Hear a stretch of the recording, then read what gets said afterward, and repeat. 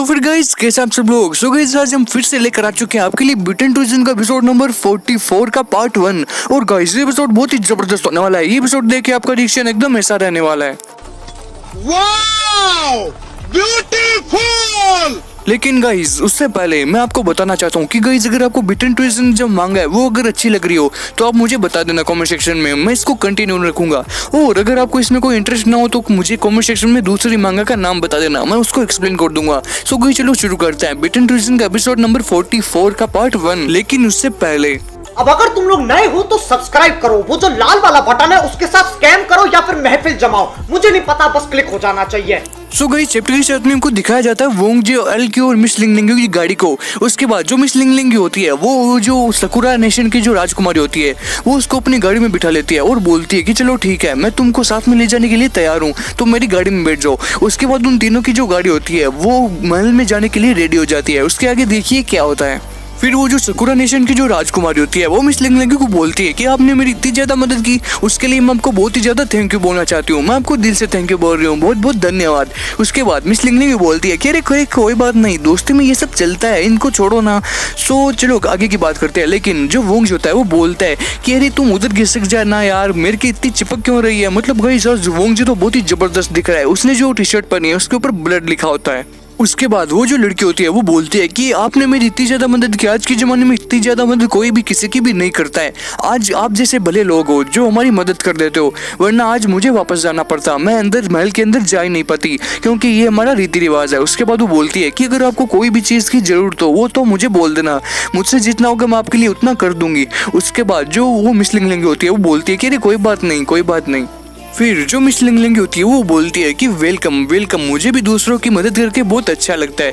वैसे आपके नेशन में क्या हाल चाल है, क्या कैसा चल रहा है आपका नेशन, बताइए जरा। उसके बाद वो जो लड़की होती है वो बोलती है कि अरे इन सब चीज़ों को छोड़ो, और हाँ अगर आपको फ्यूचर में किसी भी चीज़ की जरूरत हो और किसी भी चीज़ की सहायता हो तो मुझे बता देना, मैं आपकी दिल से मदद कर दूंगी। और मुझसे जितना होगा, अगर आप ऐसा भी बोलेगी ना कि आप मेरे नेशन को लेना चाहती हो तो मैं आपको अपने नेशन को पूरा दे दूंगी, आप टेंशन मत लो, आपने आज मेरा दिल जीत लिया। फिर वो राजकुमारी बोलती है कि वो सब तो ठीक है, और हाँ सबसे जरूरी बात कि मेरा जो सकुरा नेशन है वो तो एकदम छोटा है, मैं आपकी क्या मदद कर पाऊंगी, उल्टा आज आपने ही मेरी मदद कर दी, मैं तो आपकी मदद कर भी नहीं सकती, आप तो बहुत ज्यादा बड़े लोग हो, सो मैं आपको मदद करने की हिम्मत तुम कर नहीं सकती। उसके बाद वो बोलती है कि ये आपका डिपेंडेंट है ना, वो वोंग जी के लिए उसको बोलती है कि वोंग जी आपका डिपेंडेंट है। फिर मिस लिंग लिंग बोलती है कि कभी आप दोनों एक दूसरे से मिले हैं, वो वोंग जी से पूछती है और राजकुमारी से पूछती है कि क्या कभी आप दोनों एक दूसरे से मिले हैं। फिर वो जो राजकुमारी होती है वो बोलती है कि मुझे तो लग रहा है कि इसका डिपेंडेंट है, चलो कोई बात नहीं, इससे पूछती हूँ कि ये तुम्हारा डिपेंडेंट है या नहीं। फिर वोंग जी बोलता है कि यार क्या डिपेंडेंट कर रही हो यार, तुम कहीं मुझे मरवाओगी, अरे छोड़ो ना, तुम अपनी बातें जारी रखो। फिर वो राजकुमारी चलाकर पूछ लेती है कि क्या ये आपका डिपेंडेंट है, मुझे लगता है कि ये आपका डिपेंडेंट है, लेकिन ये बहुत ही ज्यादा कमजोर है, ये इतना पतला और कमजोर क्यों है, आपका डिपेंडेंट इतना कमजोर क्यों है। फिर वोंग जी मन में सोचता है कि ज्यादा मत बोल वरना तेरी मुंडी तोड़ दूंगा। फिर वोंग जी बोलता है कि मैं दिखता ही कमजोर हूँ लेकिन हूँ नहीं, मैंने पिछले वर्षों में पता नहीं कितने लोगों को मारा है, मैंने मौत के घाट उतार दिया था, वो बड़ी बड़ी फिशेस थी, उनको तू क्या जानती है, चलो छोड़ो क्या तो बोलूँ अब, मतलब पागल और तो सिर्फ दिमाग लगाने अच्छा नहीं होता। फिर जो सकुरा नेशन की राजकुमारी होती है वो बोलती है कि मैं एक बात बोलना चाहती हूँ, वैसे मैं सबसे पहले आपको सॉरी बोलना चाहती हूँ क्योंकि ये बात ही ऐसी, लेकिन सच बताऊँ तो सकुरा नेशन में इतना कमजोर डिपेंडेंट किसी के पास भी नहीं है। नॉर्मल हम देखें तो नॉर्मल भी XXX रैंक वाले डिपेंडेंट मिल जाते हैं, और मुझे तो लगता है कि ये XXX वाला रैंक का डिपेंडेंट नहीं है। वैसे तुम इतने कमजोर क्यों हो, वैसे मुझे सॉरी बोलना चाहिए क्योंकि मैं ऐसे ही बोलती रहती हूँ, मेरे को थोड़ी आदत है। फिर वो बोलती है कि इसीलिए तो मैंने जब वोंग जी को पहली बार देखा था तो मैं एकदम हैरान रह गई थी, इसीलिए तो मैं तुमसे पूछ रही हूँ। फिर ये जो बात होती है ये वोंग जी के दिल पर लग जाती है और वोंग जी को बहुत ही ज्यादा गुस्सा आ जाता है, लेकिन वो कुछ भी नहीं बोलता।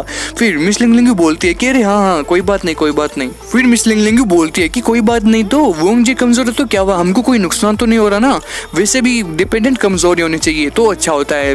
लेकिन और बात रही तुम्हारे नेशन और हमारे नेशन की, तो सबकी अलग अलग चीजें हैं, सबकी अलग अलग प्राथमिकता है और सबकी अलग अलग पसंद भी है, और हर कोई अपनी प्रगति पर ध्यान देना चाहता है, मतलब कि हर कोई चाहता है कि वो देश अमीर बने। फिर मिस लिंग लिंग उसको जब ताना मारती है तो उसका हाल बहुत ही बुरा हो जाता है, और मिस लिंग लिंग बोलती है मन में कि मतलब बहुत ही ज्यादा बोरी थी ना तू, अब बोल क्या हुआ।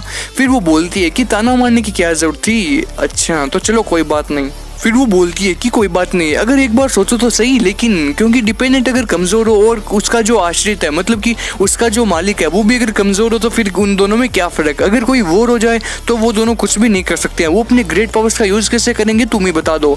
चलो कोई बात नहीं, तुम ये सब बोल रही हो तो चलो मैं मान लेती हूँ कि तुम बहुत ज्यादा शक्तिशाली होगी, तो तुम वॉर अकेली तो जीत नहीं सकती, तुमको डिपेंडेंट का साथ तो चाहिए होता है ना।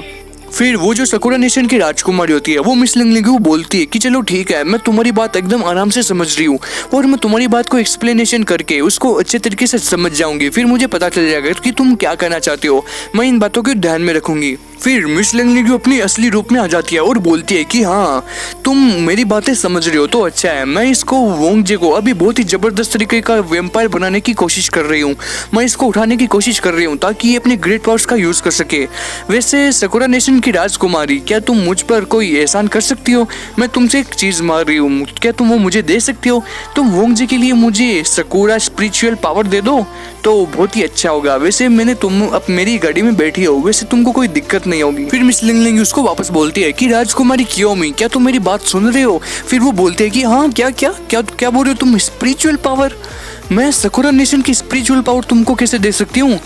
लेकिन तुमने मेरे पर इतना बड़ा एहसान किया है तो मैं चलो देने की कोशिश करती हूँ। उसके बाद मिस लिंगलिंग देखिए उसको क्या बोलती है। फिर मिस लिंगलिंग बोलती है कि अरे मैं सब कुछ जानती हूँ कि आपकी मतलब ये जो सकुरा नेशन है इसकी हर चीज को मैं जानती हूँ, और एक मैं औरत हूँ जिसको हर चीज का पता है, हर दुनिया की हर चीज के बारे में मुझे पूछ लो उसका मैं जानती हूँ। तो सकुरा नेशन की क्या चीजें हैं, वो क्या खुफिया चीजें हैं, उनके बारे में सब कुछ जानती हूँ।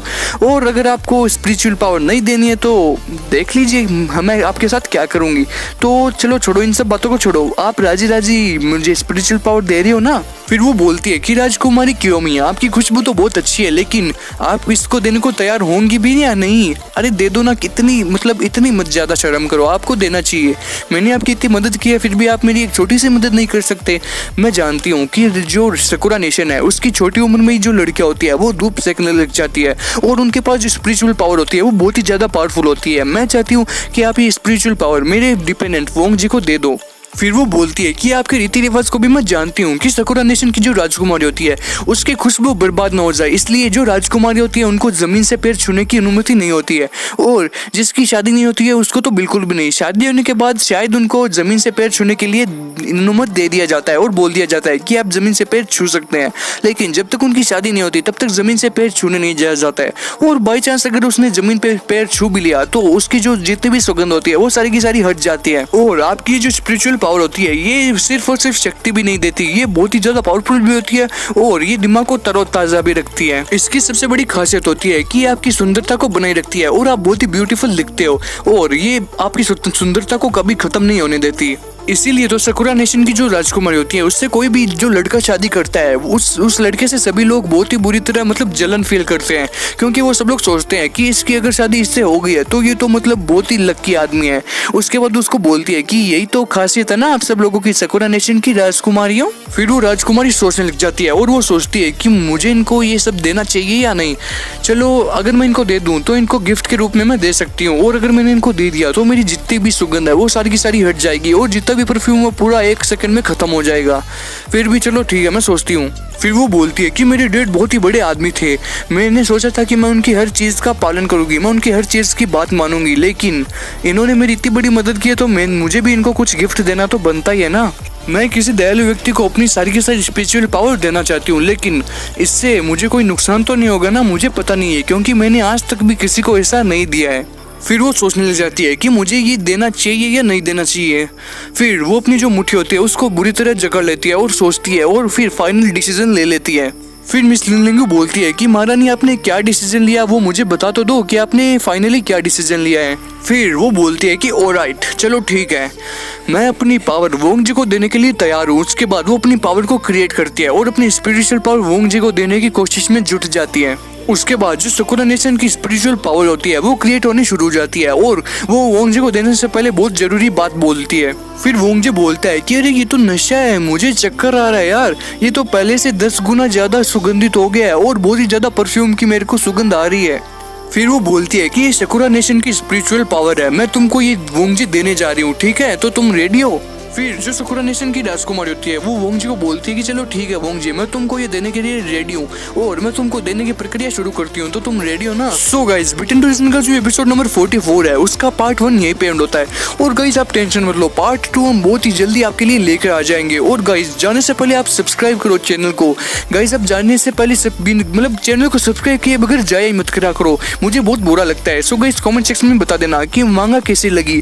और गाइस मिलते हैं नेक्स्ट एपिसोड में, लेकिन उससे पहले आप चैनल को सब्सक्राइब करो और आपको इस चीज को फॉलो करना है। So guys thank you for watching, मिलते हैं नेक्स्ट एपिसोड में, लेकिन उससे पहले आज के लिए सिर्फ इतना ही। अगर तुम्हें भी इस वैलेंटाइन लड़की चाहिए तो लाइक मारो, और अगर तुम लोग नए हो तो सब्सक्राइब करो। वो जो लाल वाला बटन है उस पर जितनी हवस निकालनी है उतनी हवस निकालो, मुझे नहीं पता, बस क्लिक हो जाना चाहिए। अब मैं भी जा रहा हूँ यार, कुछ उखाड़ ले यार, जिंदगी में कुछ करने हैं। बाय।